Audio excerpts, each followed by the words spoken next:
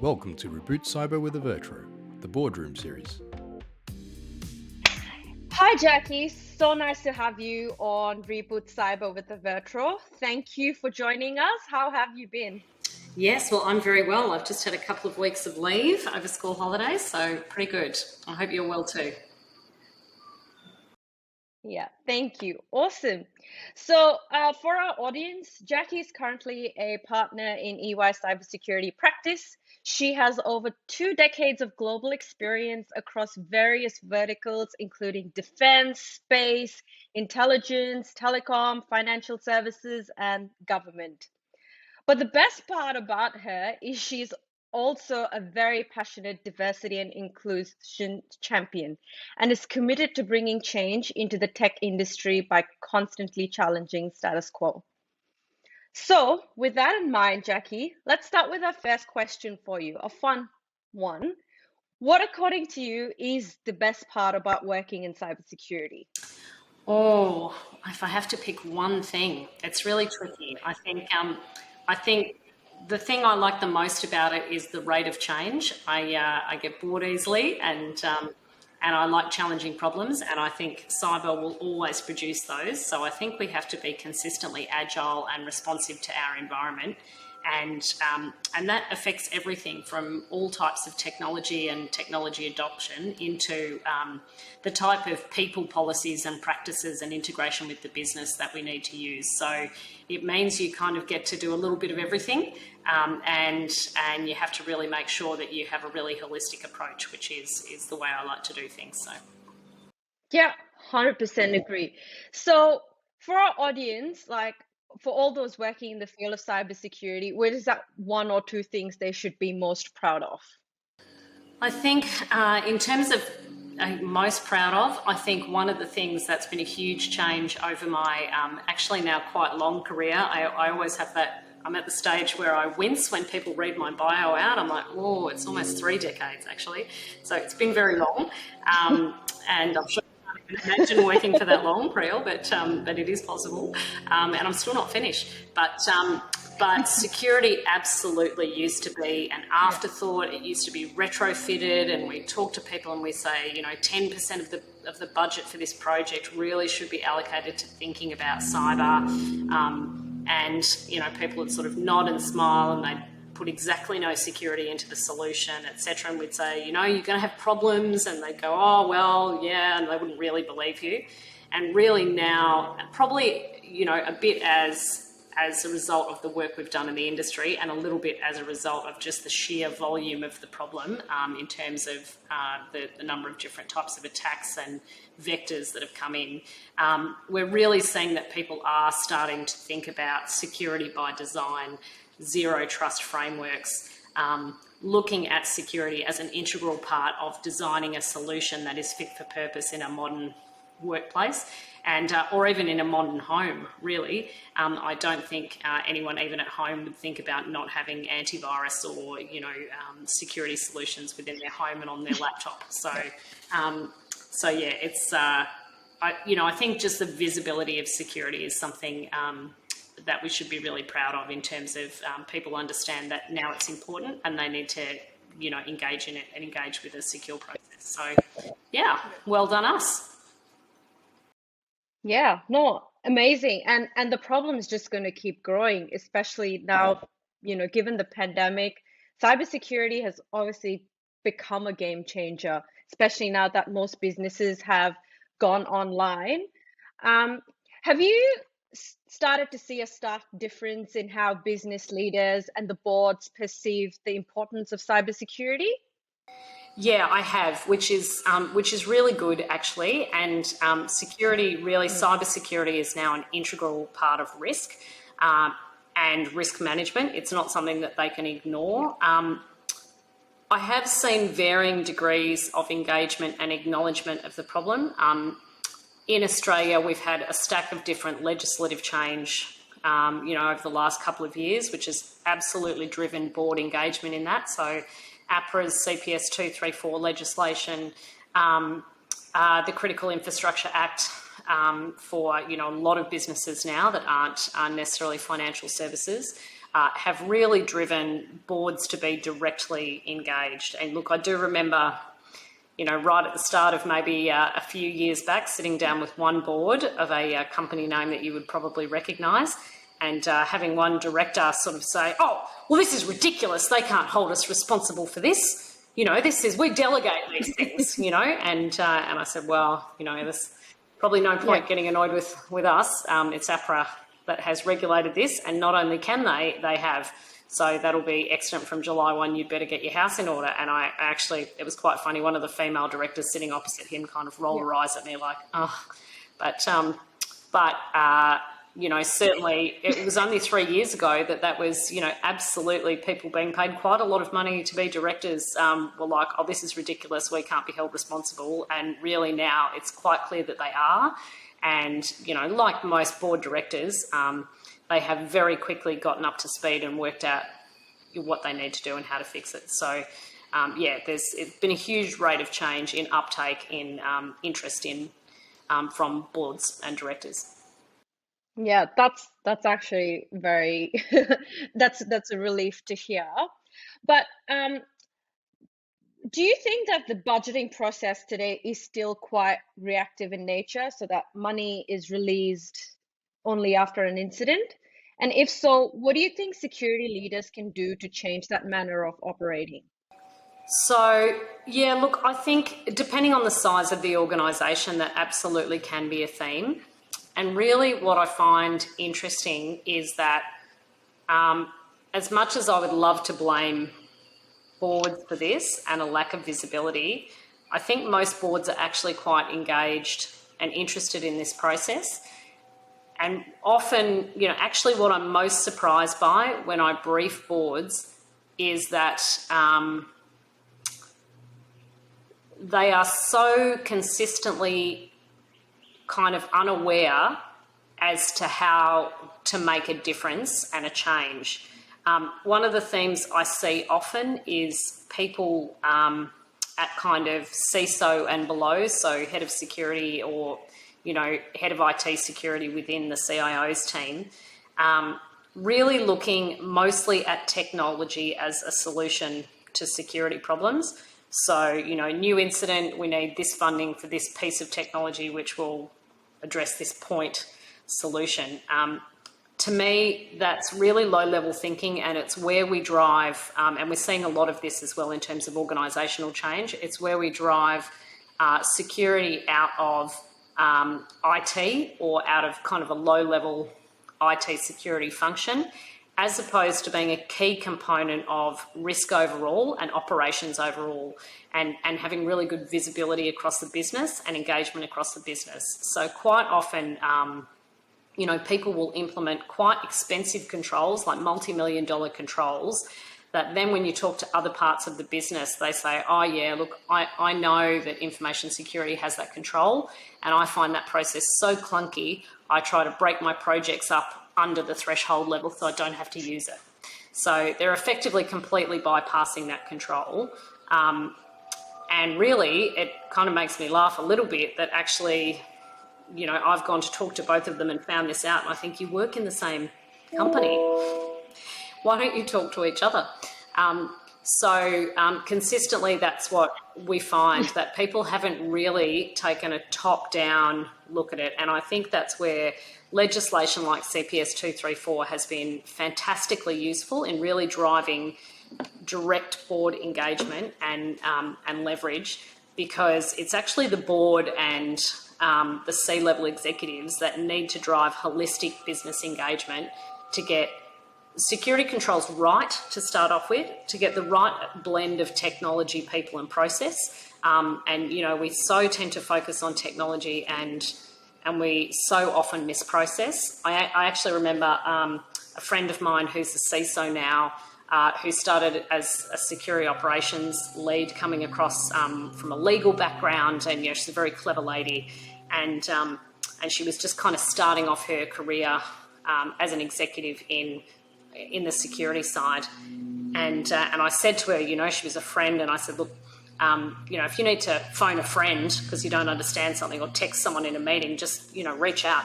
And she said, thanks, that'd be really helpful. And then she came and saw me one day and she said, every time I talk to the team about a problem that we have to solve, they tell me they need to buy a new thing, like a technology piece. And she goes, and I feel like we're already managing so many technology pieces. That can't be right, that we need to buy more things. And she was working for a tier 1 bank. So probably she was right. They didn't need to buy more things. But I think it's like, if you want surgery, hire a surgeon. If you ask a techie how to solve a problem, he'll give you a technical answer. It's the business unit leaders that need to get across that and say, well, is that problem a technology problem, or should we drive better uptake of controls through people solutions, or should we give the business across the board different metrics around security? Should we make them responsible for cybersecurity or a lack of incident control? APRA's, as I said, CPS 234, which is just about my favourite piece of legislation ever, I think. I'll put that on record. Well done, APRA. Because it's, I guess, so general. It just basically says you can put whatever controls in that you like, almost. I'm paraphrasing, it's not quite like this. We're not going to tell you what to do or mandate certain pieces of technology or ways of operating. But if you don't get it right, then you'll be held responsible. So that really drives, adult, mature compliance. You have to really think about it and go, well, what's going to work in my organisation? And it's very much organisational specific. So, some organisations will need a piece of technology or more technology. Some will be better off implementing different processes. But across the board, what I rarely see is the metrics that the board are held to under CPS 234 pushed down right through the organisation holistically as metrics involved in anyone who's got any touch to security. So, for example, that executive that said to me, I try and break up projects so I don't have to use the information security process. Well, how has he not got a metric that implements security or has a view of risk as an exec in a tier 1 bank? To me, all of those business unit leaders in a bank, especially, should have metrics around management of risk, and that includes cyber risk. And where we don't see those, then it kind of gets pushed down and left to the technologists. And if you ask a technologist what the solution is, he'll say a piece of technology.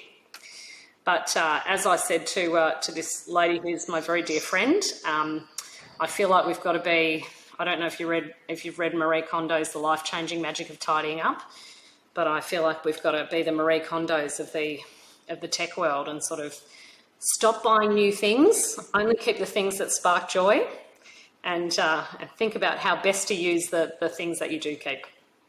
And all the things that you have that aren't really being utilised, serving a function, holistically reducing your risk across the board from a cyber perspective, they are an operational cost on the business, and they're interfering with other controls or giving you a false sense of security. So as well as making sure we don't buy any new things, we have to really make sure we're effectively using the old things, and that we're not just adding technology for the sake of technology, because ultimately everything has an operational and management overhead. And one of the biggest issues I see across the board, and I'd love to have some compelling answer when people say, what do I look at, when I want to be more secure, or what can businesses do as a whole?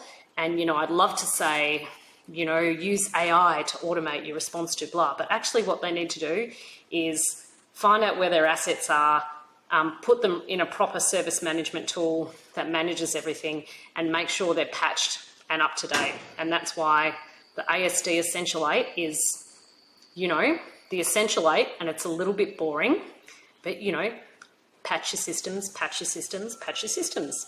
So, a lot of this isn't rocket science. The largest attack surface is formed from these vectors that are pretty basic and easy. Knowing where everything is, making sure it's all patched to the same standard, keeping it up to date, just that basic, bread and butter stuff is what often doesn't happen, and it's the most important thing to do. So every time we buy more stuff or more point technologies, and we don't focus on just getting the basics right, I think we distract ourselves from the real business of security, which ultimately, to a little extent, is a bit mundane. Just do all the basic stuff. So you raise an interesting point about figuring out what is important to the business first. It reminds me of the popular concept of protecting the crown jewels. And I feel like the whole crown jewels concept it has often played a key role in bridging the understanding gap. What, according to you, are some other practical ways that security leaders can use to influence the board and the C-suite in getting the right level of investment, but also bringing them on board with what the overall change that is needed? What does that ideal business case look like? Look, the first thing is to educate your board and spend some time educating your board. Security professionals, in my view, if a board doesn't have a direct link, not via someone else, into their key IT security person, they have a risk, right? Security people need to be able to speak directly to the board and say, I'm not getting the budget I need to fix this problem, and so you have the extant risk. And the second thing I'd say is that, so that's a functional organisational problem, and it really is, the modern way of doing it is that CISOs don't get kind of shoved in a corner and put under 4 different people. They may well sit there organisationally, but they also have a direct report to the board, say every 6 weeks or 2 months.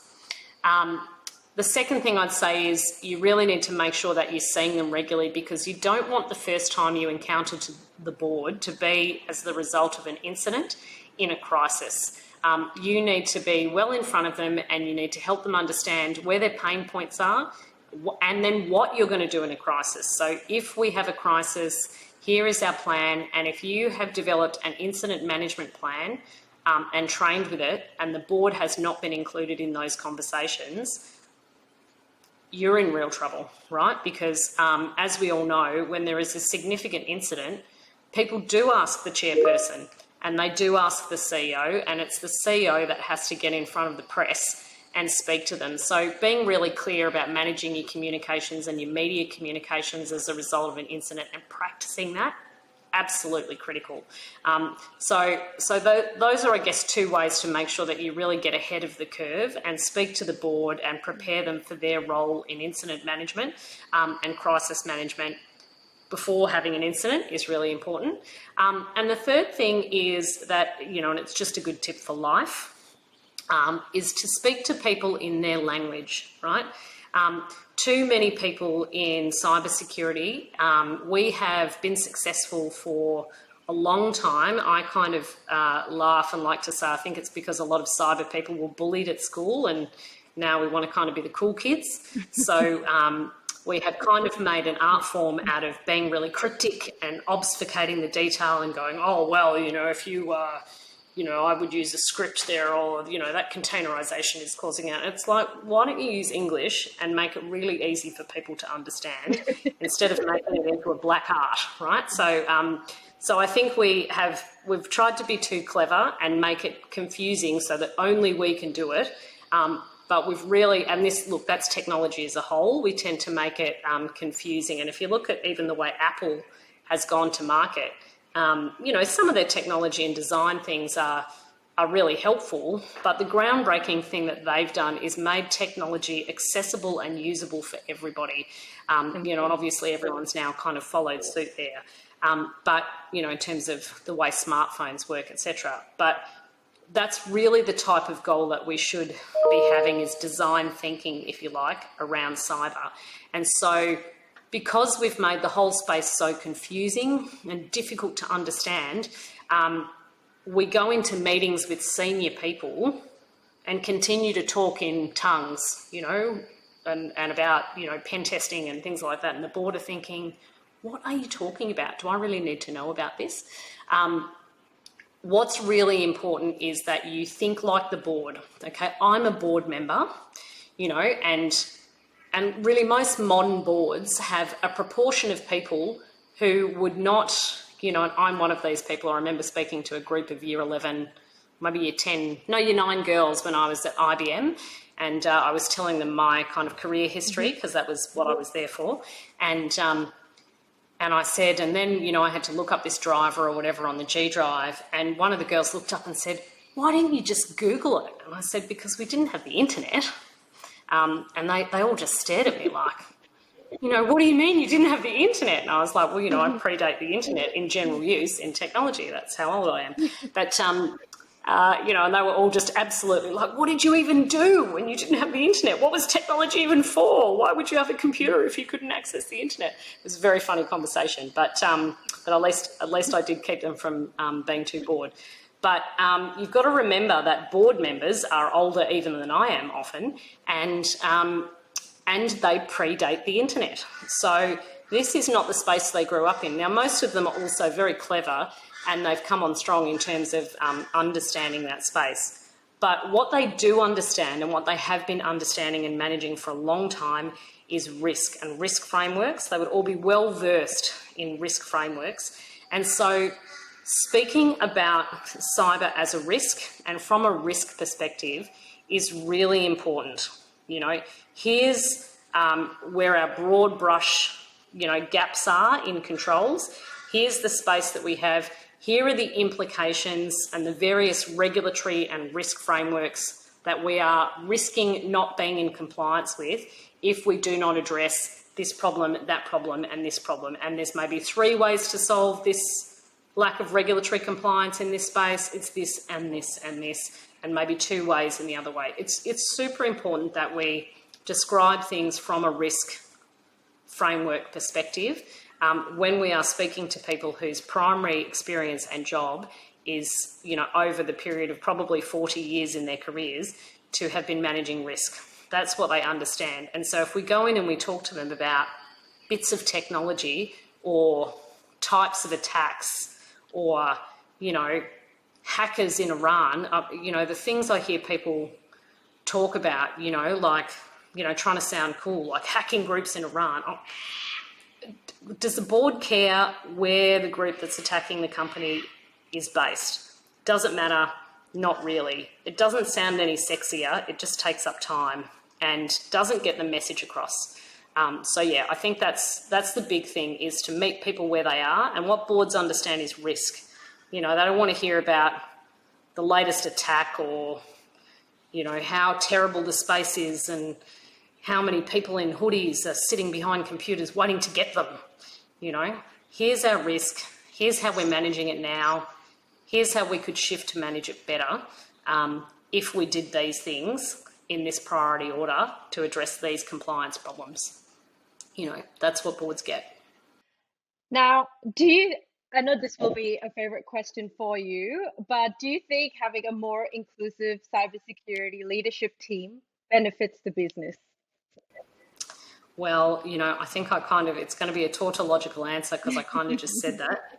We tend to have, where we have a really, heavy tech, straight white middle-aged man dominated environment, those people have grown up with technology and not necessarily, some people go a lot of their technical careers without even talking to people. I remember, after that job in tech support that I spoke about, which is a very long time ago, going to look at doing whether I do Unix support, because obviously I was at HP then, and they made Unix systems and high-end systems at the time, and had their own flavour of Unix, etc. And I remember sort of saying to the guy, oh, well, look, I'm not sure that I really want to be a person who's like, getting into the detail of the kernel and kind of understanding the problems that come from that forever. I really like kind of engaging with people. And I remember him looking at me and sort of going, oh, well, maybe this isn't the job for you. And I thought, maybe it's really not. But, there are a lot of people who really would absolutely rather pull computers apart all day or work with pieces of software than actually speaking to people. And look, that's not to stereotype people either, but we don't just have kind of one type of kind of diversity category in terms of them being a lot of it and not enough diversity. We have one type of thought, like we don't have a lot of extroverted, engaging, really people person, straight, white, middle-aged guys. We've got a lot of people who are quite introverted and happier talking to software than people. And frankly, I think that, so we almost have narrowed it down to one personality type out of that group, and it's really narrow. You know, we need a broad range of people and a broad range of thought types, and people whose primary role is to engage with the business. And, you know, I think sometimes we have a perception problem, because I quite often get, especially young women, sort of saying, oh, I don't know if security is really for me, because I don't want to sit like I did. I don't necessarily want to sit behind a computer all day and just fiddle around with a software kernel. And, you know, cyber is so not that. You know, at least 50% of our roles are out engaging with parts of the business, with clients, helping them. As I said, you know, that example is really telling. You can implement all the controls you like, but if people don't understand why they're important and that they need to use them, then your control might as well not be there, and you've spent all that money for nothing. So you need people who can implement the controls, but also people who can make sure that the business is engaged to use them. And I think that's pretty critical stuff, actually. So yeah, look, just my dear friend Jane Franklin, who I'm sure you know of, has written an absolutely astonishing book, which I'll throw to, called Insecurity, and how the fact that we don't have enough women in our industry is making the whole industry and all of our corporations far less secure. So I won't cut her lunch, because you should just go and read that book. It really outlines the whole problem, and there's a huge amount of data and research behind it. But there's no question to me that we really need to change the face of our industry, and quite quickly, because we are making ourselves less secure. The work we're doing in Australia with a whole group of different industry associations and components like ASA, ISACA, ASD, DTOM, all of those types of organisations are working together, as well as AWSN and some of the women's groups, and FIT, which I chair, are working together in Australia on the Cyber Shift Alliance, which is all about how we think about the people side of our business and look to address making sure that we get the right balance in our industry and make our industry a place where everybody wants to come and work and everybody feels like they can give their best and thrive. So it's worth going to have a look at that. There's some really good work going on there across the board, although we've paused it a little bit for lockdown because everyone's pretty tired with all the homeschooling. Yep. But we should be kicking that off again next year. And I think that's paying some real dividends in terms of people seeing that, you know, they have a personal responsibility to make the industry somewhere where young women and people of diverse minorities really want to come and work. You know, that we create safe spaces for neurodiverse people and people with disabilities and people from different countries and with different ways of thinking, and certainly people with different skills. People who like talking to people, people who like pulling computers apart, and people who like playing with software, all are what we need. So, yeah. Yeah, all are welcome. Yeah. No, thank you for sharing those practical and really powerful tips. I guess the last question is quite close to my heart, and something that you've alluded to in all your responses is cybersecurity is a space that is very exciting and also very challenging at the same time. And at times, the constant firefighting can definitely be overwhelming. So can you share some tips on how people working in security can better look after their mental health? Yeah, absolutely. And look, I think the first one that I alluded to earlier in the talk is a really critical one. It's really easy to kind of sit back and let things happen to you. And mentally that gives you a sense that you aren't in control of your life. Now, look, we're never in control of anything, so get comfortable with not being in control, I guess, is the other tip. But But that aside, feeling like you're ahead of the curve, you don't want to be trying to build a relationship with a part of the business when you're in the middle of a crisis. People don't behave at their best in the middle of a crisis. You want to have an incident and a crisis with people that you have worked with, that you've planned for this with. You all know what your roles are and what you have to do, and that makes crisis management a lot better. You want to have good relationships with the people who call you and say, hey, I think we've got a problem in our business and we need your help. Those people should know you already and should have a relationship with you already. So you've got to spend a bit of time getting ahead of that curve and relationship building, so that when something happens, it isn't everybody ringing the CISO or the head of security to dump on them. It's people that you've got a relationship with reaching out to you to ask how to work together with you, and you've already practiced working together. So that's the first thing. Not being reactive, so that you can develop a sense of engagement and control when things happen. Dear to my heart is a whole lot of, general mental health and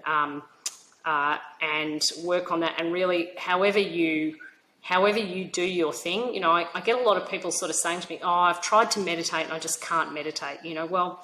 Walking on the beach in the morning or counting the waves. John Kabat-Zinn, who's one of my favourite, brought stress, mindfulness-based stress reduction techniques to the West from the East. Amazing man if you haven't Googled him and looked at his work. But, he talks about letting everything become your teacher and letting experiences not hit you like a ton of bricks in the face, but, allowing them to happen to you without taking them personally and staying present in the moment to manage them. So those mindfulness techniques or meditation techniques can be watching the waves. They can be walking on the beach and really feeling the sand beneath your feet. They can be just taking 5 minutes to have a cup of tea and really enjoying the taste of it, and sitting there and taking the cup of tea outside and sitting with your feet on the ground or on the grass and just breathing it in instead of being distracted by the 50,000 things that we do. So really looking at how you stay present in the moment and what you need to do to stay present in the moment. And it's not always sitting there for half an hour and just breathing in and out and really meditating, because some people find that really difficult, and certainly I'm one of them actually. But there's plenty of ways to be present in the moment and mindful to what's happening to you without necessarily feeling like you have to meditate this way or you have to meditate that way. And the third thing really, and that leads to that segue, we all talk about self-care, and especially for women, that's what we need, is more pressure to have more baths, because we've got so much time to sit and light a candle and have a bath. That's not really good self-care.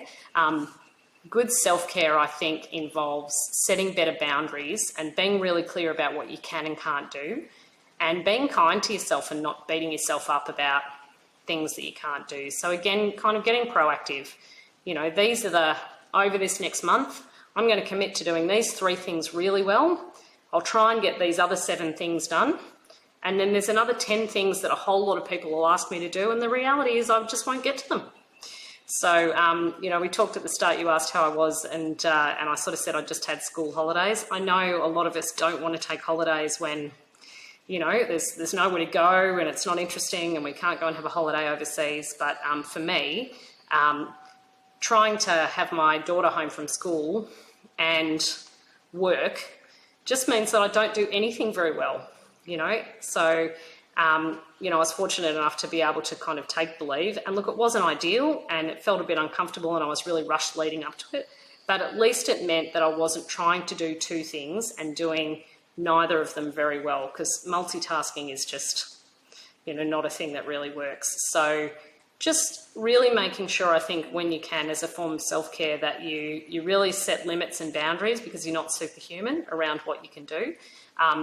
And you really commit to doing what you can do effectively and well, and not giving yourself grief over the things that you actually just can't do. And thinking about that as a process, and not, just taking things on and saying yes to everything and then getting to the end of the month and thinking, oh, I didn't get anything done, because actually you had 25 things and you were never going to get 15 of them done. You were only ever going to get 3 of them done really well, because they were big things, and maybe 7 of the other things, and the other 15 probably you weren't going to find time for. So you shouldn't have had them on your plate in the first place.